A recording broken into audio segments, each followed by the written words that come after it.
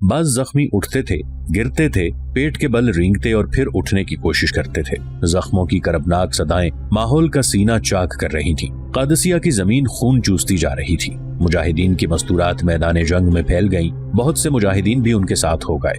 औरतें पहला काम ये करती कि जख्मियों को पानी पिलाती, फिर उसे उठाती और जख्मियों की तरफ तवज्जो देती थी। जख्मियों को किसी भी मैदान जंग से उठाते वक्त औरतें यूं नहीं करती थी कि अपने अपने बेटे, खाविंद या भाई को ढूंढना शुरू कर देती और सिर्फ उसी की देखभाल करती। वहाँ सब एक थे, एक ही रिश्ते में मुंसलिक थे।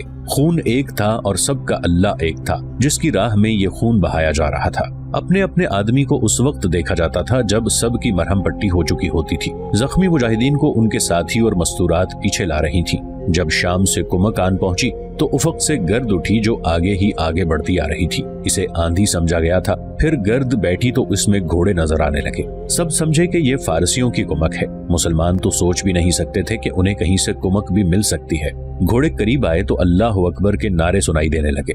ये 1000 घुड़सवार थे जिनका सालार उनके आगे था। ये कोई मामूली सवार नहीं था, ये कैका बिन अम्र तमीमी था। साद बिन अबी वकास कहाँ है? कैका बिन अम्र ने करीब आकर बुलंद आवाज में कहा, उसे बताओ हम आ गए हैं। कादसिया के थके मांदे मुजाहिदीन में जैसे नई रूह फूंक दी गई हो। साद रज़ियल्लाहु अन्हु बिन अबी वकास को इत्तला दी गई कि कैका 1000 सवारों की कुमक लेकर आया है। उन्हें इत्तला देने वाला बाला खाने के नीचे खड़ा था। सिर्फ 1000? साद रज़ियल्लाहु अन्हु ने कहा, नहीं साद बिन अबी वकास। बाला खाने के नीचे से कैका की आवाज उभरी, तुम पर अल्लाह की सलामती हो, 1000 नहीं 6000। 5000 सवार पीछे आ रहे हैं। हमारा सालार तुम्हारा अपना भतीजा हाशिम बिन उतबा है, और ये तुमने अपना हाल क्या बना रखा है? ऊपर आ जाओ अम्र। साद रज़ियल्लाहु अन्हु ने कहा, तू तो फरिश्ता बनकर आया है। कैका ऊपर चला गया। कुछ देर बाद बाकी 5000 सवार भी आ गए। ये कुमक अमीरुल मोमिनीन हजरत उमर रज़ियल्लाहु अन्हु के हुक्म से शाम के महाज से आई थी। हजरत उमर रज़ियल्लाहु अन्हु ने शाम के महाज के सिपा सालार अबू उबैदा रज़ियल्लाहु अन्हु को हुक्म भेजा था कि साद रज़ियल्लाहु अन्हु बिन अबी वकास कादसिया की तरफ बढ़ रहे हैं। जो ही शाम का महाज जरा मोहलत दे, कुछ कुमक इराक के महाज पर साद रज़ियल्लाहु अन्हु को भेजी जाए। साद रज़ियल्लाहु अन्हु बिन अबी वकास के लिए ये कुमक एक मौजज़े और अल्लाह के गैर मुतवक्के करम से कम न थी। पहले दिन ही हजारहा मुजाहिदीन शहीद हुए और जख्मों से बेकार हो गए थे। जिस वक्त हजरत उमर रज़ियल्लाहु अन्हु का हुक्म शाम के महाज पर पहुंचा था, उस वक्त तक दमिश्क फतह हो चुका था और फजल का मारका लड़ा जा रहा था। अल्लाह ने मुसलमानों को फतह से नवाजा और रूमी बड़ी बुरी हालत में पसपा हुए। सिपा सालार अबू उबैदा रज़ियल्लाहु अन्हु ने पहला काम ये किया कि सालार हाशिम बिन उतबा और सालार कैका बिन अम्र तमीमी को 6000 सवार देकर इराक यानी फारस कादसिया के मुकाम पर पहुंचने का हुक्म दिया। दोनों सवार उसी वक्त रवाना हो गए। हाशिम बिन उतबा से कैका को 1000 सवार का मुकद्दमतुल जैश यानी हरावल के तौर पर आगे भेजा और खुद 5000 सवारों के साथ कुछ देर बाद रवाना हुए। साद रज़ियल्लाहु अन्हु बिन अबी वकास को ज्यादा इत्मीनान ये देखकर हुआ कि दोनों सालार हाशिम और कैका शुजाअत जारहियत में शोहरत याफ्ता थे। कैका तो गैर मामूली तौर पर बहादुर और यकीनी मौत का खतरा मूल लेकर लड़ने वाले थे, और वो मुसन्ना बिन हारिसा खालिद रज़ियल्लाहु अन्हु बिन वलीद के साथ फारसियों के खिलाफ भी लड़े थे। फिर शाम में रूमियों के खिलाफ लड़े। मौरखों ने लिखा है कि कैका मुसन्ना बिन हारिसा के हम पल्ला था और खालिद रज़ियल्लाहु अन्हु बिन वलीद को जब कभी इंतहाई दुश्वार सूरत हाल का सामना हुआ, उन्होंने कैका या मुसन्ना से मदद हासिल की। कैका 4 साल पहले इराक में आतिश परस्तों से खालिद रज़ियल्लाहु अन्हु बिन वलीद की क़यादत में लड़ा था। उसकी बेमिसाल शुजाअत के कारनामे थोड़े नहीं जो आसानी से सुना दिए जाएं। फारस की एक लड़ाई से पहले कैका ने जाती मुकाबले के लिए फारसियों के जर्नैल रोज़बा को ललकारा। जाती बहादुरी में रोज़बा ने बहुत शोहरत हासिल की थी। वो कैका के मुकाबले में आया और जरा सी देर में उसका घोड़ा उसके जख्मी जिस्म को इस तरह घसीटता फिर रहा था कि उसका एक पांव रकाब में फंसा हुआ था। कैका ने शबखून मारने में जो कमालात दिखाए थे वो रूमियों और फारसियों की शिकस्त का बाइस बने थे। आज वो कैका साद रज़ियल्लाहु अन्हु बिन अबी वकास के पास पहुंच गया था और साद रज़ियल्लाहु अन्हु उसे और अपने भतीजे हाशिम को जंग की सूरत हाल बता रहे थे। रात भर लाशों में अपने जख्मियों को ढूंढ कर उठाया और पीछे लाया जाता रहा। शहीदों की लाशें भी लाई गईं। लाशें उठाने का सिलसिला सुबह भी जारी रहा। शहीदों को अज़ेब के करीब एक वादी में बाद अज़ नमाज जनाजा दफन किया गया। ये खास तौर पर काबिल जिक्र है कि कब्रें औरतों ने खोदी थी। मुजाहिदीन दिन भर की लड़ाई के थके हुए थे और उन्हें अगले रोज की लड़ाई के लिए ताज़ा दम होना था। मैयतें कब्रों में उतारी जा चुकी तो मट्टी भी औरतों ने डाली और कब्रें तैयार की थी। قبریں چند 100 نہیں بلکہ چند ہزار تھی۔ ادھر فارسی اپنے مرے ہوئے ساتھیوں کی لاشوں کو گھسیٹ گھسیٹ کر لے جا رہے تھے۔ ان کی تعداد مسلمانوں کے شہیدوں کی تعداد سے دگنی تھی۔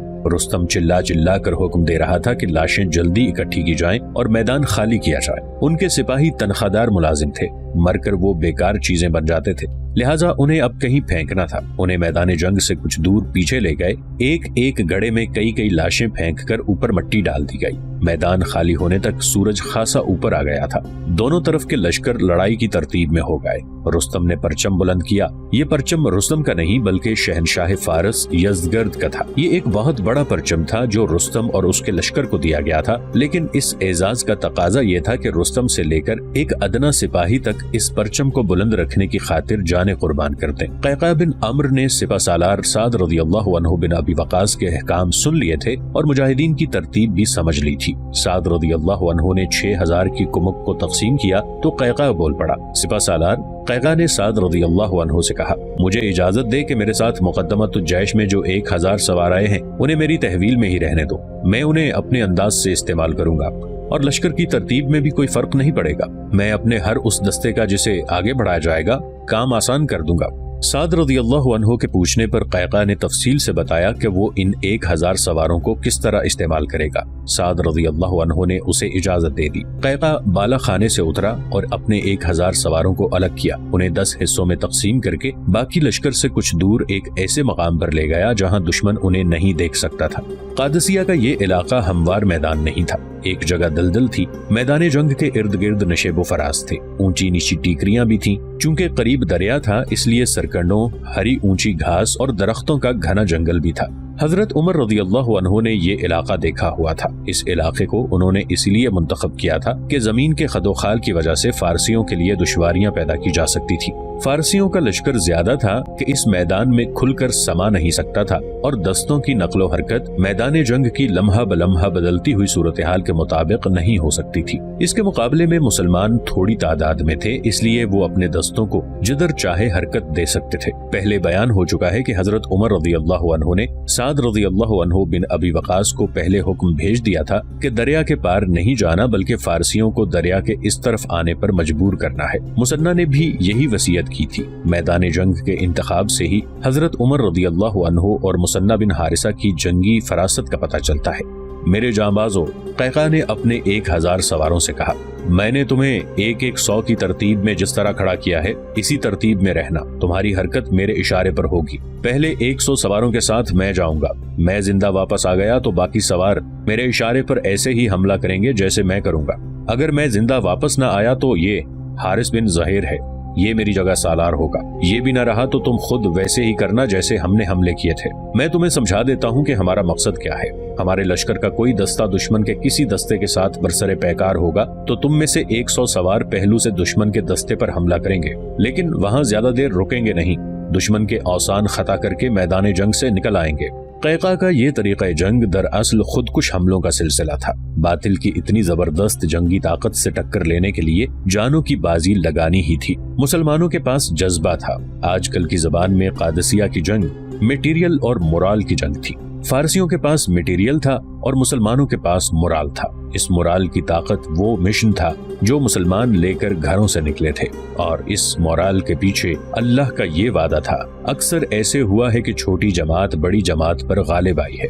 شرط یہ ہے کہ ایمان مضبوط ہو، جذبہ ایثار ہو اور اپنی ذات اور اپنے وجود کو اللہ کی ذات میں گم کر دیا جائے۔ یہ جنگ قادسیہ کا دوسرا دن تھا۔ مسلمان یہ دیکھ کر حیران بھی ہوئے اور خوش بھی کہ فارسی ایک بھی ہاتھی نہیں لائے تھے۔ 3-4 مقامی آدمی باقاعدہ جاسوسی کر رہے تھے۔ انہوں نے الصبح ہی آ کر سعد رضی اللہ عنہ بن ابی وقاص کو بتا دیا تھا کہ گزشتہ روز کی جنگ میں مجاہدین نے ہاتھیوں پر حملے کر کر کے ان کے ہودوں کی رسیاں اور پیٹیاں کاٹ دی تھی۔ ہودے گر کر ٹوٹ گئے تھے، ان کی ابھی مرمت نہیں ہوئی تھی۔ زیادہ تر ہاتھی زخمی بھی ہو گئے تھے، مہاوت تو ایک بھی زندہ نہیں رہا تھا۔ اچانک قیقاع نے گھوڑے کو ایڑ لگائی اور دونوں لشکروں کے درمیان جا کر فارسیوں کو للکارا، آگ کے پجاریوں، تمہاری ہڈیاں اسی آگ میں جلیں گی، تم میں سے جو سب سے زیادہ بہادر ہے میرے مقابلے میں آ جائے۔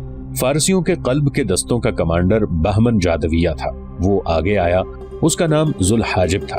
بہمن جاذویہ ایک خطاب یا اعزاز تھا جو اسے فارس کی شہنشاہی سے غیر معمولی بہادری اور کامیاب جنگی قیادت کے صلے میں ملا تھا۔ اس میں کوئی شک نہیں کہ وہ غیر معمولی طور پر بہادر تھا۔ یہ الگ بات ہے کہ اس نے خالد رضی اللہ عنہ بن ولید سے بھی شکست کھائی تھی اور مثنہ بن حارثہ سے بھی۔ یہ ایک معجزہ تھا کہ وہ زندہ بھاگ نکلنے میں کامیاب ہو گیا تھا۔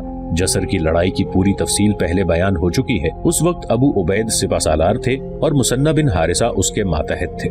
فارسیوں کا کمانڈر یہی بہمن جاذویہ تھا۔ اس لڑائی میں ابو عبید کی غلطی سے مجاہدین کا قتل عام ہوا تھا اور ابو عبید بھی شہید ہو گئے تھے۔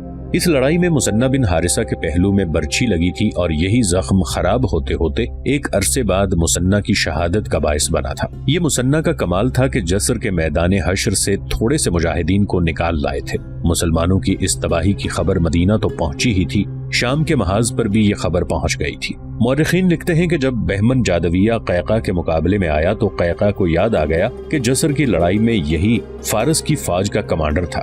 میں ہوں ذوالحاجب بہمن جاذویہ، فارسی جرنیل گھوڑے پر سوار سامنے آیا اور تلوار نکال کر بولا، میں پورے عرب کی موت ہوں، آجا ابو عبید اور سلید کے قاتل۔ قیقہ نے للکار کر کہا، جسر کے ایک ایک شہید کے خون کا بدلہ لوں گا، اور اس نے گھوڑے کو ایڑ لگا دی۔ بہمن جاذویہ نے بھی گھوڑے کی لگام کو جھٹکا دیا۔ دونوں گھوڑے آمنے سامنے نہ آئے بلکہ ایک چکر میں گھومے۔ بہمن جاذویہ کا گھوڑا اتنا زبردست تھا کہ اس کے نیچے زمین ہلتی ہوئی محسوس ہوتی تھی۔ یکلخت یہ گھوڑا تیز ہو گیا اور گھوم کر قیقہ کے گھوڑے کے پیچھے آ گیا۔ بہمن جاذویہ کی یہ حرکت اتنی تیز اور اچانک تھی کہ قیقہ کو اس وقت پتا چلا جب فارسی جرنیل کی تلوار قیقہ کی گردن کاٹنے کے لیے زناٹے سے گھوم چکی تھی۔ مجاہدین کے لشکر پر تو سناٹا طاری ہو گیا۔ فارسی لشکر سے داد و تحسین کا شور اٹھا جیسے گھٹا بڑی زور سے گرجی ہو۔ یہ ایک لمحے کی بات تھی۔ لگتا یہی تھا کہ قیقہ کا فیصلہ ہو چکا ہے، لیکن اس فیصلہ کن لمحے میں قیقہ بڑی تیزی سے سر نیچے کر کے دائیں طرف اتنا جھک گیا جیسے گر پڑے گا۔ اب مجاہدین کے لشکر سے شور و غل اٹھا۔ سعد رضی اللہ عنہ بن ابی وقاص اور سلمہ بالا خانے سے دیکھ رہے تھے۔ ابن عمرو، سلمہ نے گلا پھاڑ کر کہا، خدا کی قسم تو بنو تمیم کا شیر ہے، یہ آتش پرست پورے عرب کی موت بن کر آیا ہے، یہ زندہ نہ جائے۔ اس وقت بہمن جاذویہ کا گھوڑا قیقہ تمیمی کے قریب سے گزر رہا تھا۔ بہمن جاذویہ نے بڑا ہی زوردار وار کیا تھا لیکن وار خالی گیا، اس لیے بہمن جاذویہ سنبھل نہ سکا۔ قیقہ کا گھوڑا اسی طرف جا رہا تھا۔ اس نے گھوڑے کو ایڑ لگائی۔ بہمن جاذویہ نے گھوڑا ایسا موڑا کہ گھوڑے کا پہلو قیقہ کے گھوڑے کے سامنے آ گیا۔ گھوڑے ٹکرائے، دونوں ایک دوسرے کے اتنا قریب ہو گئے تھے کہ قیقہ تلوار کو تلوار کی طرح نہیں چلا سکتا تھا، لیکن اس نے یہ موقع ضائع نہ کیا۔ بہمن جاذویہ کے سر پر آہنی خود تھی جو اس کے چہرے کو بھی ڈھانپے ہوئے تھی۔ کندھوں سے ناف تک وہ زرہ پوش تھا۔ خود اور زرہ کے درمیان تھوڑی سی گردن ننگی تھی۔ قیقہ نے برچھی کی طرح تلوار ماری جو بہمن جاذویہ کی گردن میں اتر گئی۔ قیقہ نے تلوار کھینچی۔ بہمن جاذویہ نے درد کی شدت سے سر اوپر اور پیچھے کر لیا۔ اس طرح اس کی گردن سامنے سے اور زیادہ ننگی ہو گئی۔ قیقہ موزوں پوزیشن میں تھا۔ اس نے تلوار کا بھرپور وار اس کی گردن پر کیا۔ اندر سے گردن پہلے ہی خاصی کٹی ہوئی تھی۔ باہر کے وار سے گردن پوری تو نہ کٹی لیکن آدھی سے زیادہ کٹ گئی اور سر ایک طرف ڈھلک گیا۔ قیقہ نے بہمن جاذویہ کو گھوڑے سے گرا دیا اور نیچے اتر کر اس کی خود زرہ اور تلوار لے کر اس کے گھوڑے کی باگ پکڑ لی۔ قیقہ ابھی اپنے گھوڑے پر سوار نہیں ہوا تھا کہ اسے فارس کے لشکر کی طرف سے ایک گھوڑے کے سر پر ٹاپ سنائی دیے۔ ذرا ٹھہر عربی، قیقہ نے یہ للکار بھی سنی، زندہ تو بھی نہیں جائے گا۔ فارس کا نامور اور مجا ہوا جرنیل ذوالحاجب بہمن جاذویہ زمین پر بڑا تڑپ رہا تھا۔ تندرست و توانا آدمی تھا، ابھی مرا نہیں تھا۔ قیقہ نے اپنی طرف ایک فارسی سوار کو آتے دیکھا تو اس نے بہمن جاذویہ کی جو اشیاء اٹھا لی تھی وہ پھینک دی اور نہایت پھرتی سے اپنے گھوڑے پر سوار ہو گیا۔ خدا کی قسم ابن عمرو، قیقہ کو اپنے لشکر کی طرف سے للکار سنائی تھی، اسے میرے لیے چھوڑ دینا۔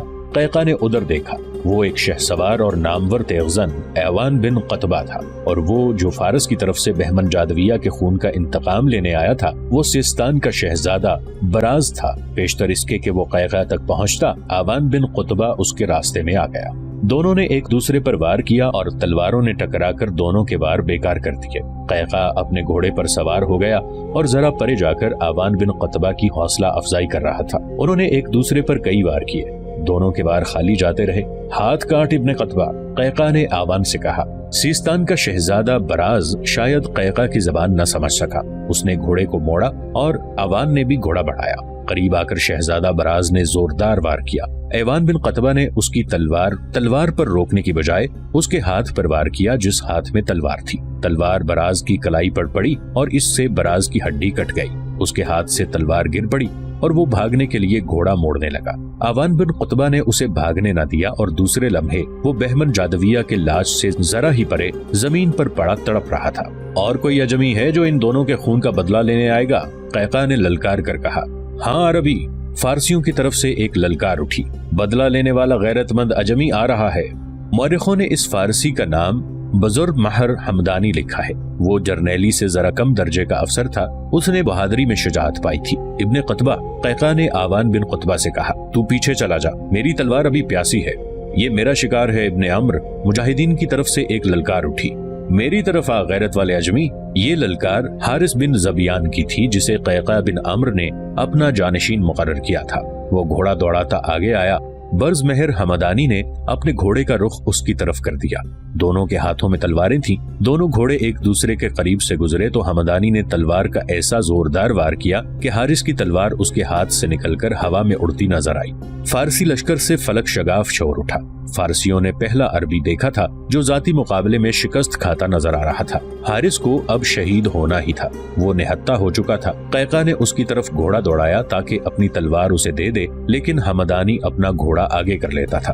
الگ ہٹ جا ابن عمر، حارث نے قیقاع سے کہا، میں اسے خالی ہاتھ سنبھال لوں گا، اور اس نے اس فارسی سوار کو خالی ہاتھ سنبھال لیا۔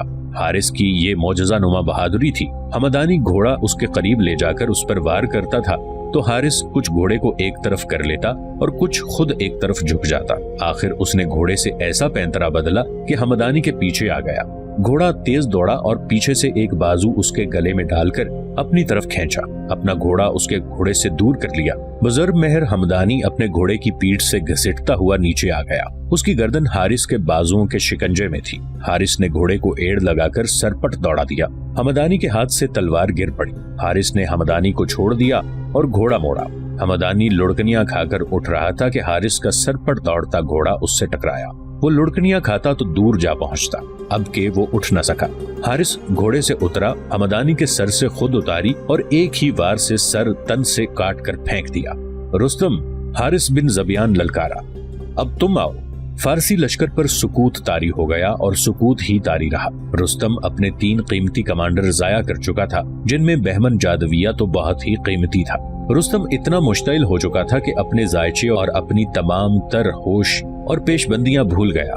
فارس کی غیرت کے پاسبانوں، رستم اپنے لشکر سے مخاطب ہوا، میں عہد کر کے نکلا تھا کہ عرب کو تباہ کر دوں گا، لیکن یہ تھوڑے سے عربی ہمارے راستے کی دیوار بن گئے ہیں۔ کیا تم غیرت سے دستبردار ہو گئے ہو؟ آج کے دن کو ان عربوں کی زندگی کا آخری دن بنا دو اور کچھ دنوں بعد ہم مدینہ میں ہوں گے۔ قیقاع بن عمر، ایوان بن قتبہ اور حارث بن زبیان ان تینوں فارسیوں کے گھوڑے اور قیمتی اشیاء جنہیں انہوں نے قتل کیا تھا لے کر پیچھے آ گئے۔ سعد بن ابی وقاص کی اجازت کے مطابق یہ ان تینوں کا ذاتی مال غنیمت تھا۔ نعرہ تکبیر بلند کرو، بالا خانے سے سعد رضی اللہ عنہ نے کہا۔ نیچے کھڑے ایک آدمی نے بڑی ہی بلند آواز سے اللہ اکبر کا نعرہ لگایا۔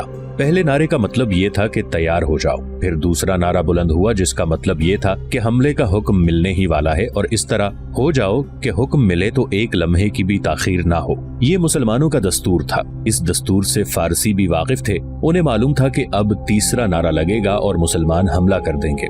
رستم نے تیسرے نعرے سے پہلے ہی اپنے قلب کے دستوں کو حملے کا حکم دے دیا۔ اس نے مسلمانوں کے حملے سے پہلے ہی حملہ کر دینا بہتر جانا تھا۔ دونوں طرف کے دستوں کا یہ تصادم بہت شدید تھا۔ مسلمانوں کی جنگی حکمت عملی میں یہ ہدایت دائمی اور مستقل حیثیت رکھتی تھی کہ لڑائی کے دوران اگر دشمن پیچھے ہٹنے لگے تو اس کے پیچھے نہیں جانا، بلکہ خود ذرا پیچھے ہٹتے رہو تاکہ دشمن آگے بڑھتا آئے اور اسے پہلوؤں کے دستوں سے گھیرے میں لے لیا جائے۔ سعد رضی اللہ عنہ بن ابی وقاص بالا خانے میں چارپائی پر پیٹ کے بل پڑے میدان جنگ کو دیکھ رہے تھے۔ انہوں نے بنو اسد کے سردار طلحہ بن خویلد کو پیغام لکھوا کر نیچے پھینکا، جو قاصد نے فوراً طلحہ تک پہنچا دیا۔ لکھا تھا، کل کی لڑائی نے سب سے زیادہ قربانی بنو اسد سے ہی لی تھی، آج بھی یہ سعادت لو۔ دشمن کا ایک پہلو تمہارے سامنے ہے اور تم اس کے قریب ہو، دوسرا پہلو قیقاع کے لیے چھوڑ دو۔ طلحہ بن خویلد نے پیغام ملتے ہی اپنے قبیلے کو للکار کر کہا، اے بنو اسد، اللہ نے آج بھی دشمن کا سر کچلنے کے لیے تمہیں منتخب کیا ہے، دیکھنا کل کے شہیدوں سے بے وفائی نہ کر جانا۔ بنو اسد نے طلحہ کی قیادت میں فارسی دستوں پر جو آگے لڑ رہے تھے پہلو سے حملہ کر دیا۔ उधर कैका ने अपनी एक स्कीम तैयार कर रखी थी, जिसके तहत उसने 1000 घुड़सवार एक तरफ छुपाए हुए थे और उन्हें उसने 100 के 10 हिस्सों में तकसीम कर रखा था और हर हिस्से का कमांडर भी मुकर्रर कर दिया था। उसने देखा कि फारसी फौज के लड़ने वाले दस्तों का इधर वाला पहलू गैर महफूज हो गया है, तो उसने 100 सवारों से हमला कर दिया। दुश्मन के लिए तुलैहा और कैका के हमले आफते नागहानी थे। कैका ने तो फारसियों के उन दस्तों को घेरे में ले लिया था। तकरीबन तमाम मौरखों ने लिखा है कि कैका ने जिस तेजी और जिस कहरो गजब से तलवार चलाई, उसने देखने वालों को हैरान कर दिया।